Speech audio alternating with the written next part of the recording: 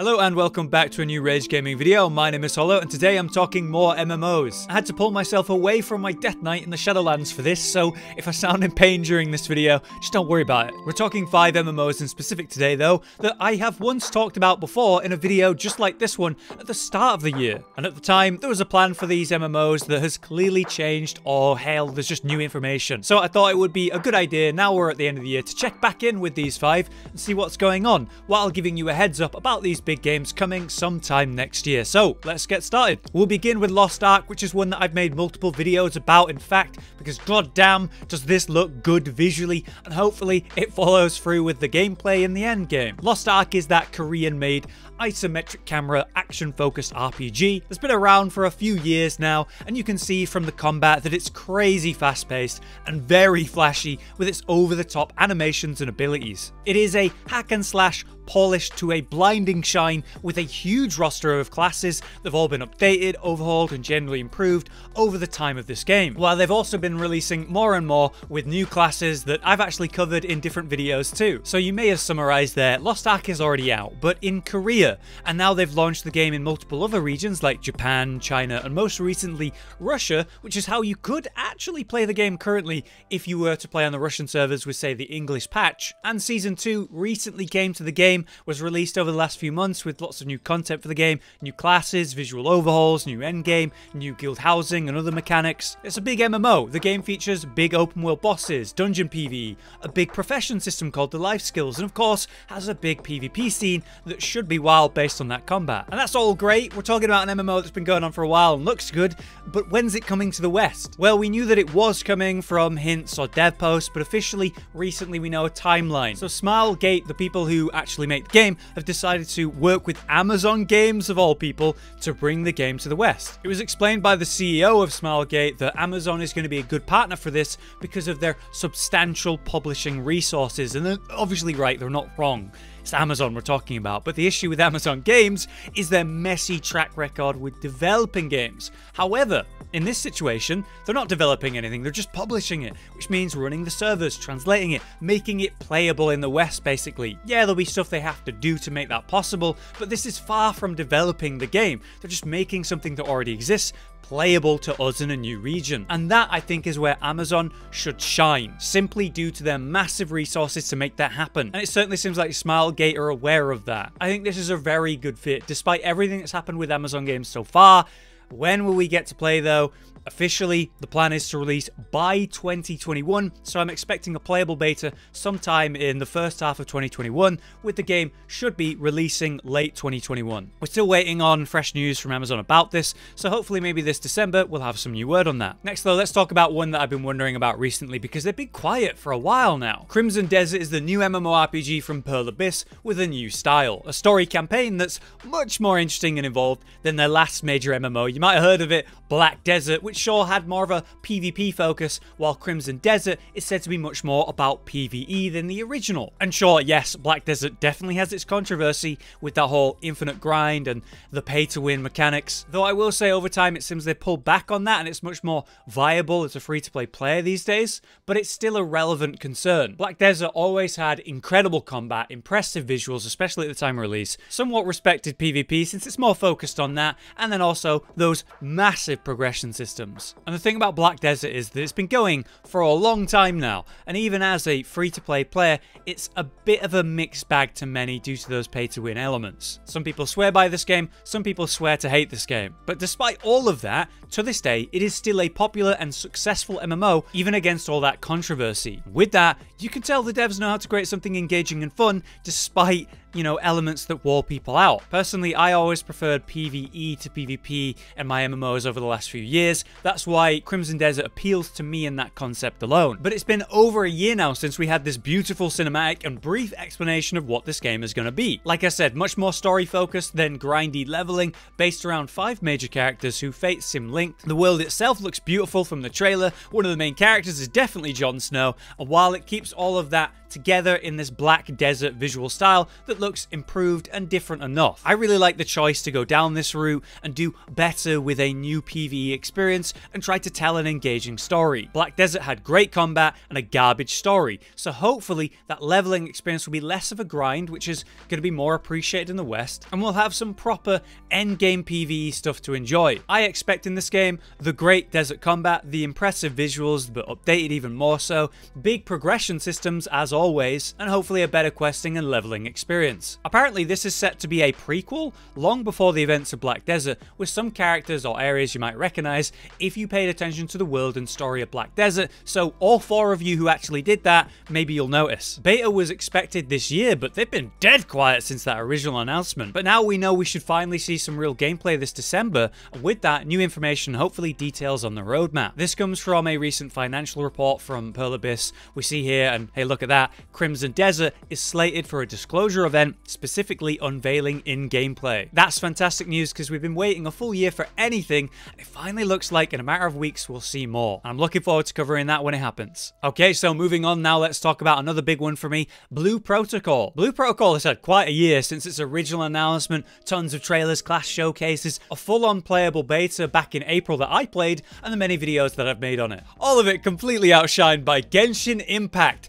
a gacha game that has nothing to do with this MMORPG, but suddenly every video I've been making on Blue Protocol has been overwhelmed with, hey, is this a Genshin clone? I get like the comparison, but people are a little overly confused about this. Blue Protocol is an upcoming MMORPG developed and published by Bandai Namco, filled with monsters that are infesting the land and threatening the world, and it's got this colourful and yeah, anime-esque visual style that you could compare to Genshin Impact. It's a third-person action-focused game, and before Genshin Impact, Blue Protocol was mostly compared to Sword Art Online due to its world and visuals, and it's not a bad comparison. The action combat has you aiming your attacks, aiming to land those hits, while using well-timed evades or parries to avoid damage. On top of your special abilities and unique playstyle based on whichever class you're playing, there's this cool summoning system that everyone gets to use, known as the Imogen. These guys help you out in various ways depending on what you need, whether it's big powerful hits, AoE, single target healing, elemental effects, and so on. Whatever class you are, whatever Imogen you run,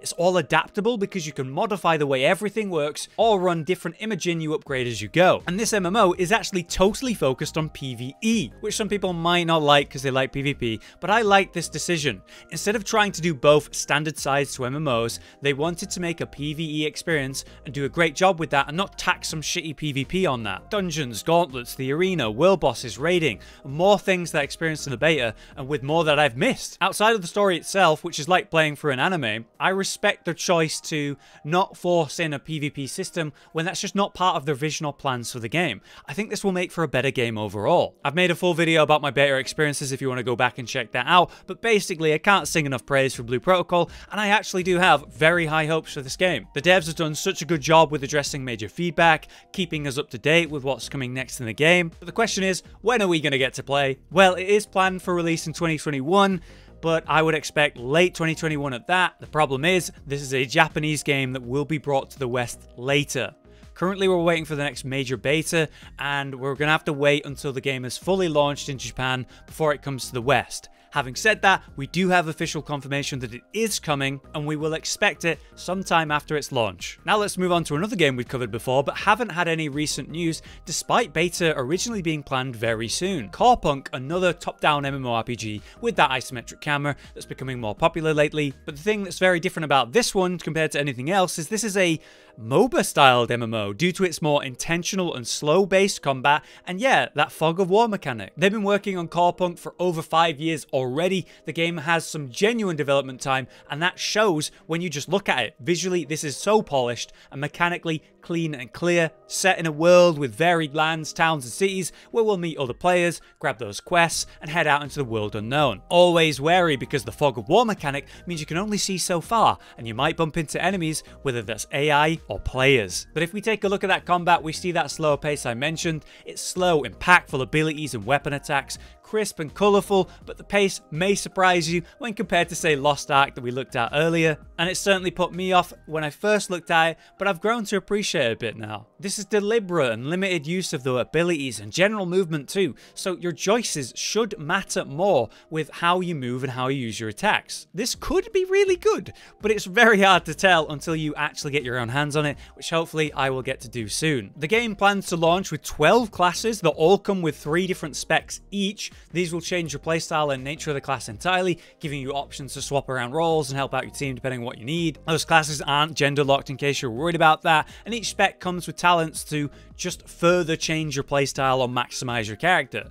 So lots of options, lots of playstyles, lots of choice, and there's 4 main roles: tank, healer, DPS, and then also something called support, so that must be different to the healer. And unlike Blue Protocol, PvP is an important factor to this game. It's a game with open world PvP and a fog of war mechanic, so you could bump into other players for surprise, sudden fights to maybe claim dominance over an area. We do have dedicated PvP though, with arenas, battlegrounds as well, and you have to toggle PvP on to actually engage with the open world, in case you're not into that. For PvE content, there's dungeons to explore with puzzles, monsters to fight, and while raiding, that'll be done with roughly 10 to 20 people for the best equipment and endgame loot. One really cool thing that they mentioned in different interviews is that they want the rarest and best loot to be reserved behind the best challenges, the hardest challenges, so the few who have it will actually have earned it, and therefore it becomes more of a status symbol you can recognize immediately when you see it, like, oh god, he's got that armor, that weapon. And that's something I miss in MMOs these days, because things like transmog just prevent you from seeing what that random dude is actually wearing without inspecting them. But when will we try this unusual MOBA style MMO? Like I said, beta was planned very soon for Q4 of 2020, and we're coming to the end of that with December, so surely very soon, right? This therefore could be the first MMO we can play on this list, because it seems like an open beta will happen early 2021, as well as hopefully closed beta literally December. And I would say we could expect a full release maybe late 2021 if everything's going well. I'm excited to try it though, because to me, this game could go either way thanks to that slow-paced combat, and I respect and appreciate their clear vision and plans, their dedicated time spent developing it, so yeah, I hope it's good. Okay, so now the last MMO to check in on. It's Amazon Games' New World. Amazon is just involved in so many pies. They're publishing Lost Ark in the West, like we said earlier, but they're also working on a Lord of the Rings MMO, some kind of sci-fi shooter, the cancelled Crucible, and of course, New World, the MMO they're working on, which has been delayed multiple times until it was pushed back all the way until next year. But if you somehow do not know about this one, it's a weird one. Originally a sandbox PvP game, which pulled back heavily on its original concepts and has changed its core values largely now, with much more of a focus on PvE, which was very unfinished in the preview event. They've got this massive world with a mysterious story, all set around 3 major factions with their own aesthetics, who are fighting to claim dominion over the land, like an arms race or colonial journey. The guilds, known as companies in this game, are the player control groups who can actually take control of land for crazy bonuses with big PvE or PvP battles to maintain their territory. The combat too is inspired by Souls apparently, where you can have deliberate aimed attacks and limit abilities while swapping between multiple weapons to maximize multiple playstyles all as one character. Basically, you've got a hybrid style to combat here, in theory. Plus, it comes with huge progression systems for everything: your character, your weapon, your professions, the player groups, the AI groups, and the story, and so on. And this game is polished in so many ways, and yet, like I said, totally unfinished in others. After that preview event, we did see a lot of good. I was surprised to have a better opinion of the game after it, but it still had lots of balance issues, lacking content after a certain point, and god, those professions were so dull compared to what they'd promised. Either way, this delay was very needed, but what have they done with it? Well, actually, from their recent update on what they've been working on, surprisingly, sounds good. Instead of keeping everything under wraps and hiding everything under NDA like they did in the past, they're actually revealing their patch notes and major updates to everyone now.